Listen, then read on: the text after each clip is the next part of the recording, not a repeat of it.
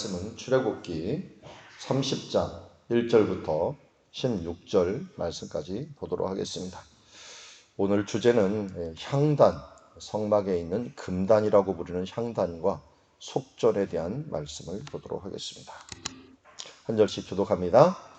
너는 분향할 제단을 만들지니 곧 조각목으로 만들되 길이가 한 규빗, 너비가 한 규빗으로 네모가 반듯하게 하고 높이는 2규빗으로 하며 그 뿔을 그것과 이어지게 하고 제단 상면과 전후 좌우면과 뿔을 순금으로 싸고 주위에 금태를 두들치며 금태 아래 양쪽에 금뿔이 둘을 만들되 곧 그 양쪽에 만들지니 이는 제단을 매는 채를 끌 것이며 그 채를 조각목으로 만들고 금으로 싸고 그 제단을 증거궤 위 속죄소 맞은편 곧 증거궤 앞에 있는 휘장 밖에 두라. 그 속죄소는 내가 너와 만날 곳이며 아론이 아침마다 그 위에 향기로운 향을 사르되 등불을 손질할 때 살을 찌며 또 저녁 때 등불을 켤 때 살을 찌니 이 향은 너희가 대대로 여호와 앞에 끊지 못할지며 너희는 그 위에 다른 향을 사르지 말며 번제나 소제를 드리지 말며 전제에 술을 붓지 말며 아론이 1년에 한 번씩 이 향단불을 위하여 속죄하되 속죄제의 피로 1년에 한 번씩 대대로 속죄할지니라. 이 제단은 여호와께 지극히 거룩하니라. 여호와께서 모세에게 말씀하여 이르시되 내가 이스라엘 자손의 수요를 조사할 때 조사받은 각 사람은 그들을 계수할 때 자기의 생명의 속전을 여호와께 드릴지니 이는 그것을 계수할 때 그들 중에 질병이 없게 하려 함이라. 무릇 계수 중에 드는 자마다 성소의 세겔로 반세겔을 낼지니 한 세겔은 20게라라. 그 반세겔을 여호와께 드릴지며 계수 중에 드는 모든 자 곧 20살 이상 된 자가 여호와께 드리되 너희의 생명을 대속하기 위하여 여호와께 드릴 때 부자라고 반세겔에 더 내지 말고 가난한 자라고 덜 내지 말지며 너는 이스라엘 자손에게서 속전을 취하여 회막 공사에 공사에 쓰라. 쓰라. 이것이 여호와 앞에서 이스라엘 자손의 기념이 되어서 너희의 생명을 대속하리라. 아멘. 자, 오늘 말씀은 성막 중에서 두 가지를 얘기하는데 하나는 기구이고요, 하나는 제도입니다.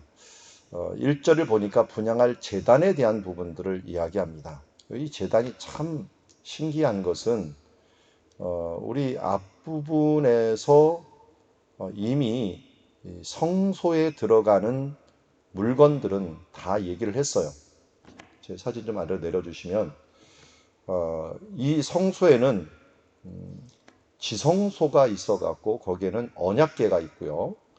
그리고 또 밖으로 나오면 떡상과 등잔, 솥대라고 하는 등잔에 대한 부분들을 이야기를 하고 심지어 그것을 두르는 널판들, 덮개들 다 얘기하고 나서 밖에 있는 제단까지 얘기했어요.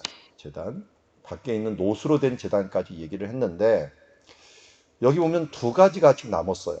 그게 뭐냐면 들어가기 전에 물동에 대한 부분들, 그리고 들어가서 금으로 만들었는데 지금 향단에 대한 부분들, 금으로 분향할 제단이죠. 분향할 제단을 제가 향단이라고 할게요. 이 어떨 때는 금단, 어떨 때는 향단이라고 하는데 금으로 만든 분향할 제단이 이제야 만들어져요. 그러니까 설계도로 치자면은 당연히 지성소 만들고 떡상 만들고 등잔 만들고 그 다음에 향단이 있어야 되고 그 다음 널판 만들고 덮개 만들고 밖에 나가 있는 부터 얘기를 했는데 이 순서가 오락가락해요. 특별히 이 금단은 수상해요. 왜 이렇게 만들까라고 할 정도로 순서가 이상해요. 그런데 나중에 보면 나중에 부살렐이라는 사람이 만들 때는 또 안에 거부터 만드는데 하나님이 설계도를 지금 주는 중이잖아요. 설계도를 줄 때는 이게 제단을 만든 다음에 향단을 만드는 걸로 가요. 제단이라고 하는 건 노수로 싼 제단이죠. 앞에 있는 노수로 싼 제단에 대한 부분들을 만들고 나가는데 그것도요. 이 제단을 부분들을 여러분들 앞에 보시면 제단을 만들고 그 다음에 그 제사장들의 옷부터 시작해서 제사장의 직분이나 이런 걸 한참 얘기를 해요. 그 다음에 금제단을 얘기를 하는 거예요. 그런 걸 보면은 순서가 이 앞에 있는 거 다 만들고 제단 만들고 그 다음에 제사장의 의복 쭉 얘기한 다음에 갑자기 또 이 제단을 만들어요. 여기서 이 후에 요한계시록에 나오는 이 그 어떻게 보면은 해석이 나오는데요. 요한계시록 8장 3절에 이런 말씀이 있어요. 또 다른 천사가 와서 제단 곁에 서서 금향로를 가지고 많은 향을 받았으니, 이 제단은 놋제단이에요. 놋제단에서, 밖에 있는 놋제단에서 많은 향을 받았으니, 금향로를 가지고 많은 향을 받았으니 이는 모든 성도의 기도와 합하여 보좌 앞 금제단에 드리고자 함이라. 향연이 성도의 기도와 함께 천사의 손으로부터 하나님 앞으로 올라가는지라 라고 합니다. 그러니 잘 보니까 이 성소가 있고 앞에 그 놋으로 만든 제단이 있는데 여기에 드려지는 이 제사가 성도의 기도예요. 성도의 기도인데 이것을 천사가 금향로를 가졌다라고 하는 것은 이 금향로가 어디에 원래 위치하냐면 향단 위에 위치하는 곳이에요. 분향할 제단 위에는 바로 거기다가 향을 태우는 게 아니라 아마 이런 그 향로 위에다가 태우는 거예요. 우리나라 향로하고 굉장히 비슷하죠. 우리나라 향로도 그 현충원 같은 데 보면 향로가 있잖아요. 제사질 할 때 보면 향로가 있잖아요. 거기다가 향을 태우는 것처럼 여기도 그 향을 가진데 금으로 만든 것을 성도들한테 받아갖고 이 향로를 어디로 가지고 가냐면 금제단하에 드리고자 함이라 라고 얘기하고 있어요. 그리고 보니까 하나님께서 이 향단은 어떤 실체가 아니라 성도들의 기도를 두는 장소구나 하는 것을 알 수가 있어요. 성도들의 기도를 두려고 하다 보니까 먼저 성도들이 예배하는 처소가 필요하고 그것을 받아서 움직이는 사람이 필요해요. 그 움직이는 사람이 제사장이죠. 제사장을 설명하고 그 다음에서야 향단위로 가가고 향을 만들어서 그곳에 드리게 된다 하는 것을 알 수가 있습니다. 그러므로 밖에 있는 놋제단과 안에 있는 향단은 서로 연결되어 있고 그 연결의 중보자가 제사장이 되었기 때문에 이렇게 제단 만들고 제사장 이야기하고 그 다음 향단위로 얘기하는구나 하는 것을 알 수가 있고요. 자, 그리고 잘 보니까 지성소는 성부 하나님이 임재하셔서 여기다가 두 돌판을 주신 장소예요.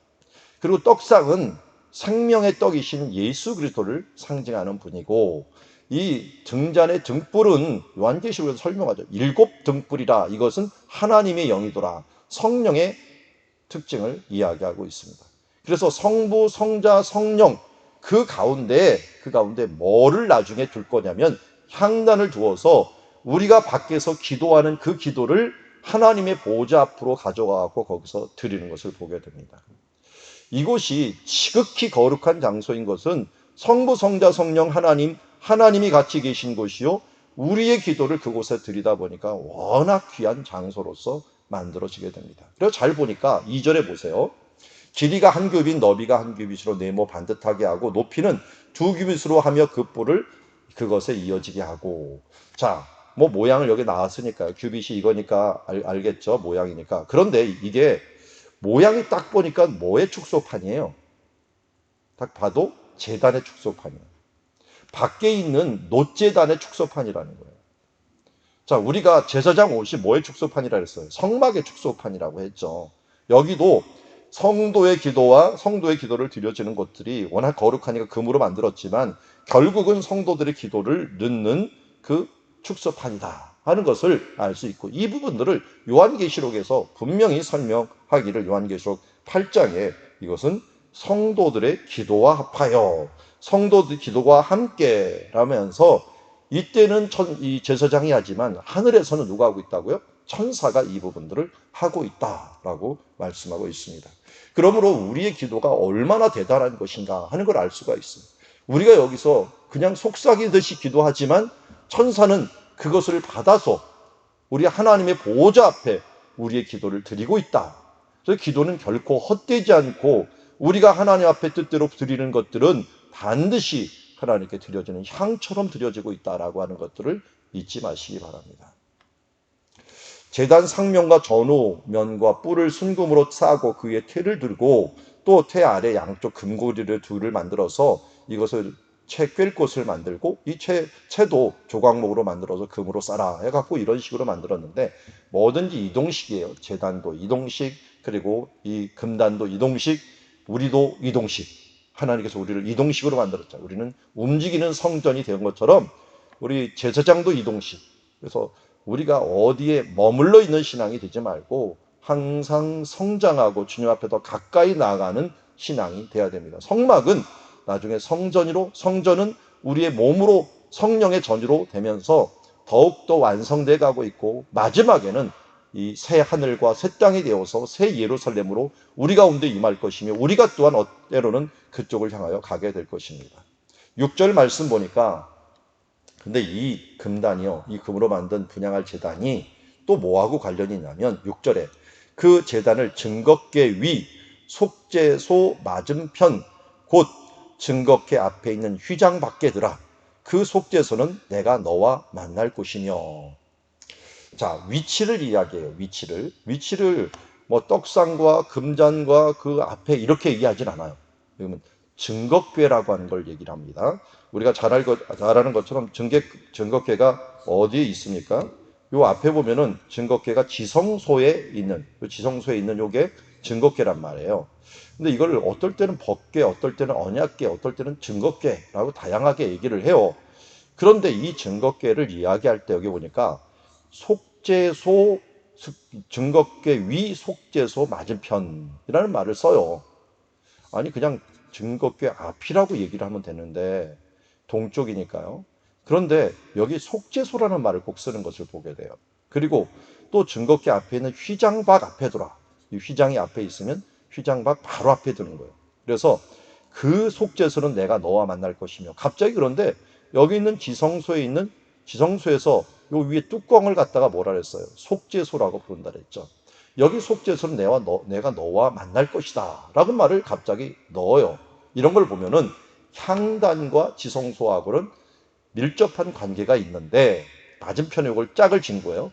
그런데 그것과도 또 위에 있는 속죄소라고 하는 것과 관련이 있구나 하는 것을 알 수가 있어요.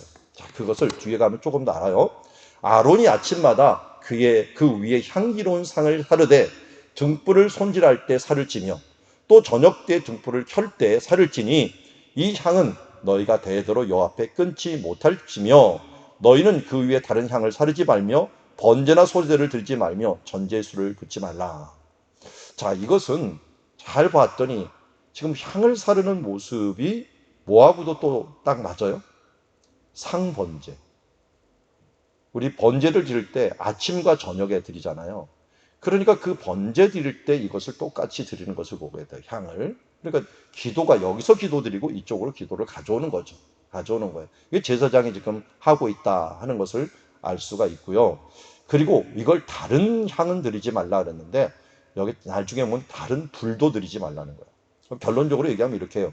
향이 밖에 제단에서 제사를 드릴 때 제사장 위임식이 끝나자마자 하나님께서 불을 내려주셨어요. 그게 거룩한 불이에요. 그 향도 거룩한 향이고요. 그래서 그 향과 그 불을 가져다가 이쪽에다 드려야지 제사장이 하는 일이에요. 그럼 나중에 보면 나답과 아비후가 이 향을 드리는데 여기에 있는 제단불을 가져다 드리지 않고 자기가 임의로 있는 다른 불을 가져다 드렸어요. 그러다가 이 제단에서 불이 나와서 그게 죽게 되죠. 그러니까 이 말씀이에요. 향과 이 모든 부분들은 어디하고 끈끈이 맺어져 있냐면 제단과 향과 끈끈이 맺어져 있고 이 제단이 이 금제단이 아주 거룩한 이유는 지성소하고도 연결이 돼 있기 때문에 그래요. 지성소하고도 서로 연결된 관계를 가지고 있다. 하나님의 보좌 앞에 이것을 드리다 보니까 워낙 이 엄격한 모습으로 드리고 특히 이 불과 이 향 이것은 하나님이 내려주신 그 방식대로 드려져야 되는 거예요. 제사장이 다른 걸 가지고 드리면은 자기의 임무를 다하지 못하는 거예요. 자기 임무는 뭡니까?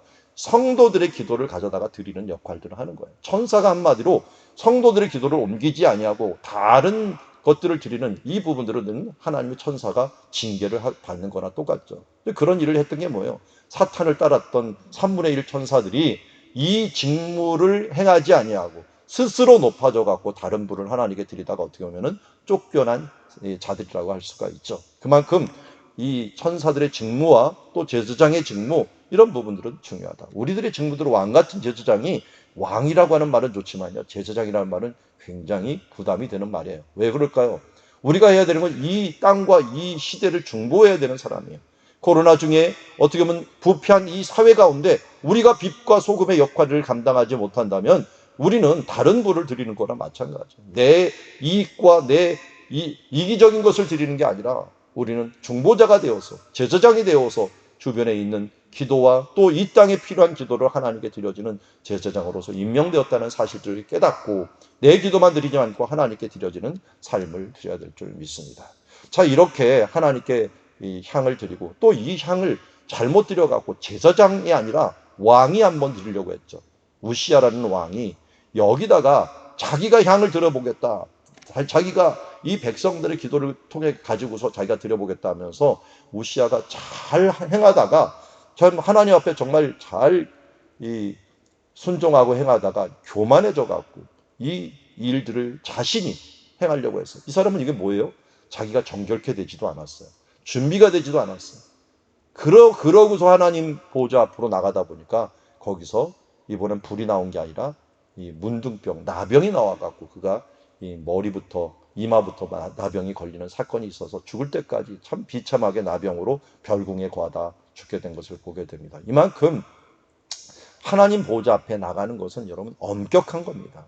예수 그리스도로 인하여 우리가 은혜의 보좌가 열렸지만 이게 그냥 열린 게 아니라 목숨 대가잖아요.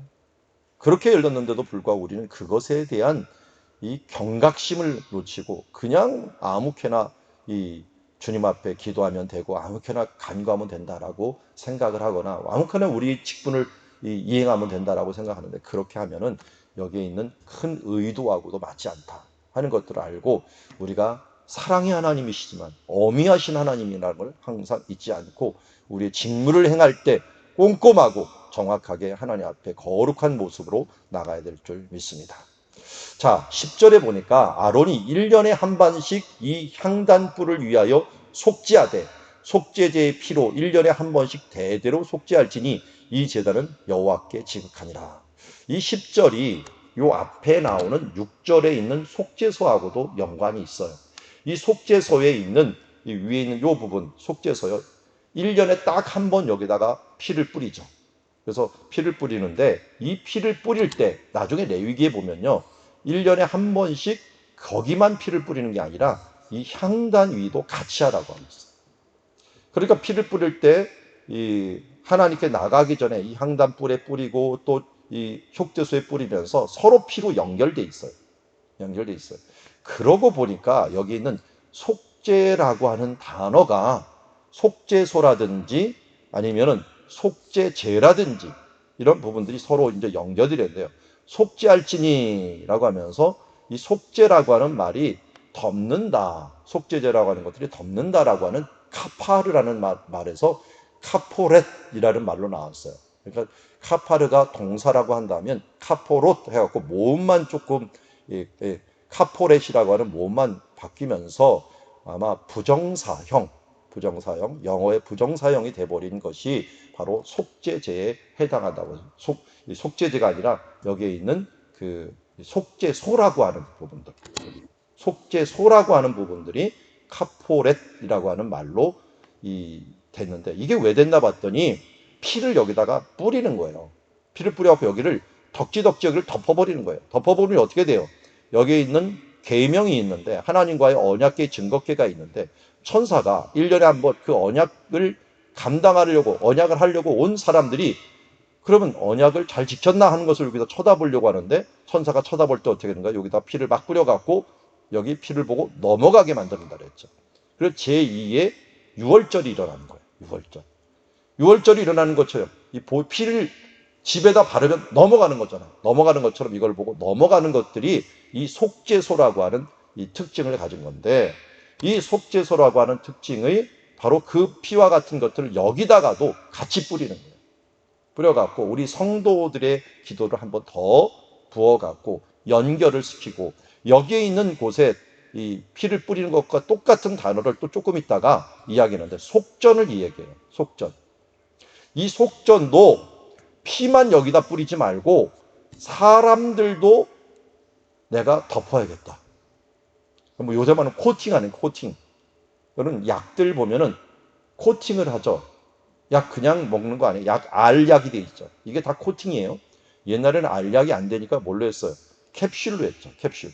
이 캡슐이 왜 중요하냐면 대부분 위에서 녹으면 안 되는 용도예요. 아니면 위에서 녹아도 되고 또 대장까지 가야 돼서 녹는 그런 이 약들이 있는데, 약성분 중에서 정말 안 되는 약성분이 뭐냐면 이 식도에서 녹으면 안 돼요. 식도에서 녹으면은 식도를 다 상하게 만들죠. 뭐 예를 들어서 뭐 비타민 C 같은 거나 이런 것들 이 조금 늦게 녹아야 돼. 여기서 녹아버리면 이 식도를 다 태워버립니다. 상하게 해버립니다. 그러다 보니까 다 코팅을 해서 속까지 넘어가게 하죠. 여기에 있는 것도 마찬가지예요. 우리가 하나님 앞에 나가려고 하면은, 하나님의 재단에 나가려면 그냥 나갈 수가 없어요.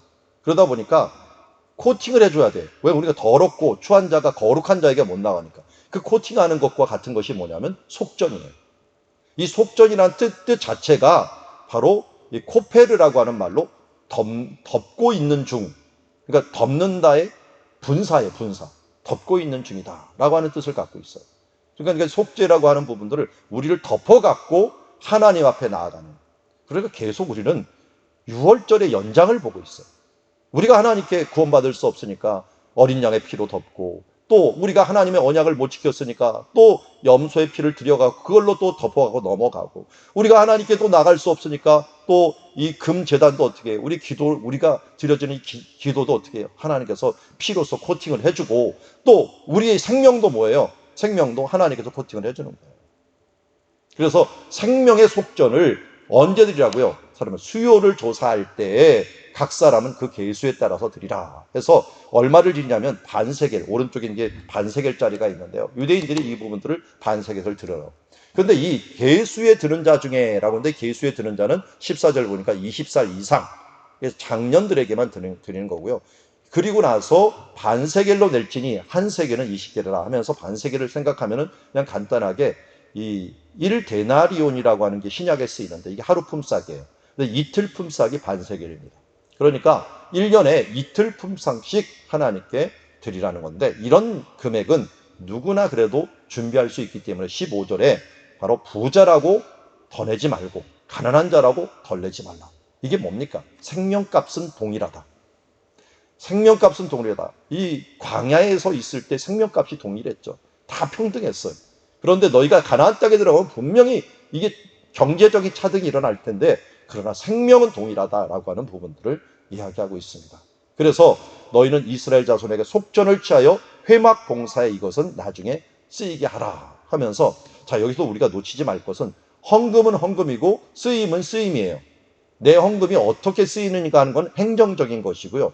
드리는 것은 그냥 헌금이에요. 이거 착각하면 큰일 납니다. 왜냐하면 우리가 하나님께 드리는 거지, 이거 드려갖고 목사님 이거 갖고 어떻게 잘 썼나 못 썼나, 내 돈이 어떻게 잘 갔나, 이게 내 돈이 되면 그 다음부터 성경에 이 반세겔이라는 이런 목적이 잘못됩니다. 그거는 뭐예요? 반세겔을 가지고 어떻게 썼나 보면은 내 생명의 속전이 아니라 그것은 그 사람을 위한 기부금이에요. 우리가 성경을 왜곡시키는 것 중에 하나가 기부금 영수증 같은 거예요. 우리가 교회에서 할 수 없이 띄워주지만 저는 안 띄워주고 싶어요. 왜냐하면 이게 기부금은 아니에요, 사실은. 이름을 바꿔야 돼요. 우리는 그걸 하더라도 기부금이 아니라 하나님께 드려진 것이다 라고 하는 부분들만 여러분들이 인식하셔야지, 이걸 누굴 드렸고 무슨 목적으로 해갖고 이걸 드렸느냐, 그게 아니고 하나님께서 내 생명의 값을 통해서 드리는 것이다.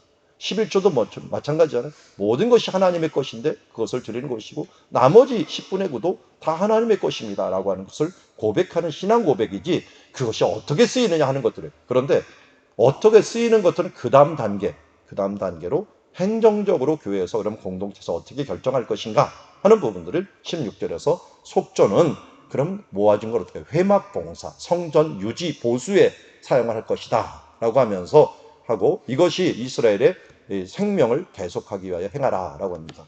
이걸 시간이 많지 않아서 간단히 얘기하면 이렇게 됩니다.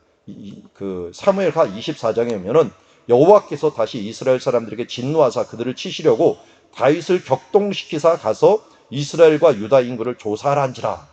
인구의 조사를 했어요. 그런데 하나님이 갑자기 그들에게 인구 조사한 뒤에 7만 명이나 죽이면서 그들에게 재앙을 줍니다. 그 재앙이 왜냐하면 그들이 반드시 인구 조사할 때 뭘 해야 되냐면 하나님 앞에 제대로 하지 못하면 뭐가 일어난다 그랬어요. 여기 12절 보십시오. 12절 끝에 그들 중에 질병이 없게 하려 함이라. 질병이 일어난다 그래서 잘못 이걸 계수하면은 속전을 바치지 않고 계수하면은 질병이 일어난다 그러는데 실제로 다윗 시대 때 질병이 일어나고 죽었고 예루살렘까지 와갖고 이 죽음의 천사가 아라우나 타작마당에 서니까 선지자 나단이 빨리 가갖고 여기서 하나님께 이 제단을 이 아라우나 타작마당을 사갖고 제단을 쌓고 예배를 드리라 했죠. 그래서 하나님께 예배를 드렸더니 실제적으로 하나님이 이것을 받으셨고 여기에서 제단 불에 불을 내려주심으로 말미암아 다윗이 여기가 하나님께서 택하신 장소이구나 하는 것을 죄악 중에 하나님이 택한 성전 터를 알게 돼갖고 나중에 솔로몬에게 여기다가 성전을 세우게 만들었습니다. 그래서 어떻게 보면은 아라우나 타작마당 나중에 봤더니 이 아라우나 타작마당은 뭐였느냐? 여호와 이레였어요. 아브라함이 이삭을 드린 장소였어요. 아브라함이 이삭을 드렸던 그 장소가 하나님께서 택해 주셨고 택한 곳에다가 다윗은 이 제단을 쌓고 여호와의 불이 내렸던 그 장소에다가 바로 성전을 지었고 성전에 오셔서 예수님께서는 이곳에서 우리의 생명의 값을 치르기 위하여 이 땅에 오셔서 여기서 사형 선고를 받으시고 죽으시게 된 것을 보게 됩니다. 결국은 예수 그리스도의 이 땅에 오신 목적이 뭐였는가 봤더니 우리의 생명의 값을 치르기 위하여 온 거예요. 그래서 예수님께서는 태어나실 때도 인구조사할 때 계수에 든 자마다 하는데 이 인구조사할 때 태어나셨고 또 예수님이 갈릴리 마지막 사역도 반세겔이라고 하는 사역을 하고서 예루살렘으로 죽으러 오셨구나. 그래서 예수님께서 어떤 반세겔 거두는 자가 이 6월절마다 반세겔을 거뒀는데 예수님 보고 왜 너희 스승은 안 내냐라고 할 때 예수님께서 고기를 하나 잡아서 그것에 한 세겔을 나올 테니 베드로야 너를 위해서 반세겔을 나를 위해서 반세겔을 드리라 하면서 그 뒤에 예수님께서 오신 것이 반세겔의 땅 반세겔의 그 재앙 때문에 산 그 성전터에 오셔서 죽으심으로 말미암아 우리의 생명의 속전이 되심으로 우리를 어떻게 해주신 거예요? 코팅해 주신 거예요. 보혈의 공로로 우리를 코팅해 주심으로 말미암아 은혜 보좌 앞에 이제는 우리가 당당히 나아갈 수 있도록 은혜를 베풀어 주셨습니다. 어제 말씀에서는 예수짜리라고 하는 말을 자꾸만 하셨는데 좀 민망해갖고 예수님의 몸값이라고 하죠. 예수님의 몸값을 바로 우리의 속전이 되었다. 우리의 속전은 우리의 생명값이 왜 중요하냐? 우리 각 사람들이 왜 중요하냐? 예수님의 몸값을 지불한 보석금이었기 때문에 우리는 예수 안에서 각 사람들이 중요한 사람입니다. 그래서 부자의 생명이 중요하고 가난한 자의 생명은 덜 중요한 것이 아니라 반대로 가난한 생명이 중요하고 부자의 생명은 함부로 하는 이 공산당 같은 이런 생각이 또 맞는 것이 아니라 우리 모두의 생명은 예수 그리스도의 몸값을 지불하고 죄와 사망에서 빼는 존재이기 때문에 우리 각자는 천하보다도 귀하고 예수님의 몸값과 같은 우린 가치를 가진 존재라고 하는 이 가치면에서 이 반세길이라고 하는 이 부분들이 얼마나 큰 값이었는가를 우리가 다시 한번 기억하고 예수 그리스도 안에서 구원받은 우리 하나님께 감사하며 찬양하는 주의 자녀들이 모두 되기를 원합니다.